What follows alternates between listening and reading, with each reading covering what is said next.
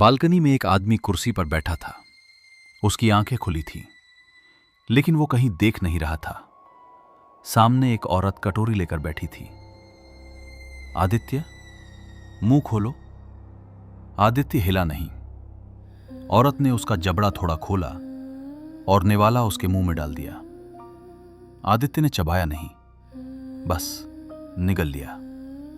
उसकी आंखें अभी भी बालकनी की रेलिंग के पार कहीं टिकी हुई थी। ऐसा लग रहा था जैसे वो बीमार हो, लेकिन सच्चाई कुछ और थी।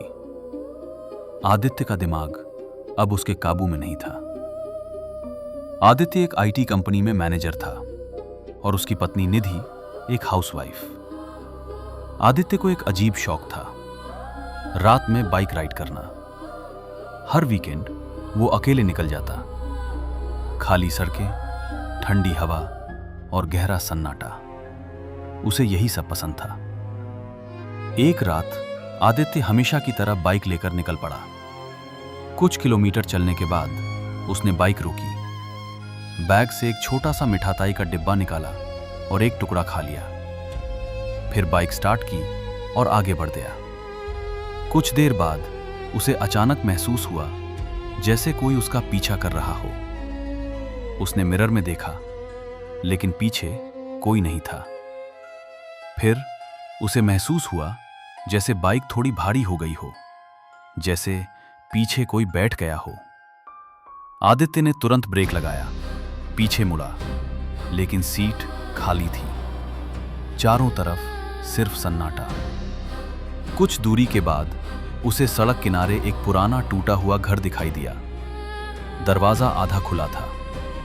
अंदर से सीलन और बासी हवा की गंध आ रही थी। आदित्य धीरे धीरे अंदर गया। पहला कमरा खाली, दूसरा कमरा खाली। लेकिन अजीब बात यह थी कि सारे कमरे सजे हुए थे। बिस्तर पर साफ चादर, तकिए सही जगह, जैसे कोई अभी यहां रहने वाला हो। तभी आदित्य के सिर में तेज चक्कर आया। उसकी आंखों के सामने सब धुंधला हो गया और वो जमीन पर गिर पड़ा। जब उसकी आंख खुली, सुबह हो चुकी थी। वो सड़क के किनारे पड़ा था। उसने पीछे देखा, जहां रात में वो घर था, अब वहां सिर्फ टूटी दीवार और मलबा था, जैसे वो घर सालों पहले गिर चुका हो। उस दिन के बाद आदित्य बदलने लगा।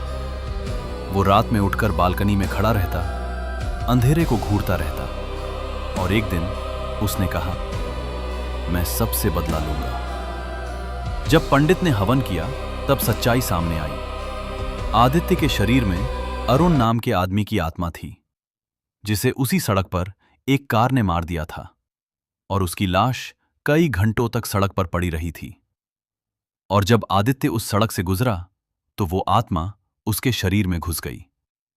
हवन के बाद आत्मा तो चली गई, लेकिन आदित्य का दिमाग कभी ठीक नहीं हुआ। आज भी वो बालकनी में बैठा रहता है। उसकी आंखें खुली होती हैं, लेकिन वो कहीं नहीं देख रहा होता। अगर आप भी अंधेरे के राज जानना चाहते हैं, तो अभी सब्सक्राइब करें और भूत जंक्शन परिवार का हिस्सा बनें। हम फिर मिलेंगे एक और दिल दहला देने वाली हॉरर स्टोरी के साथ। तब तक के लिए खौफ से सावधान रहिए।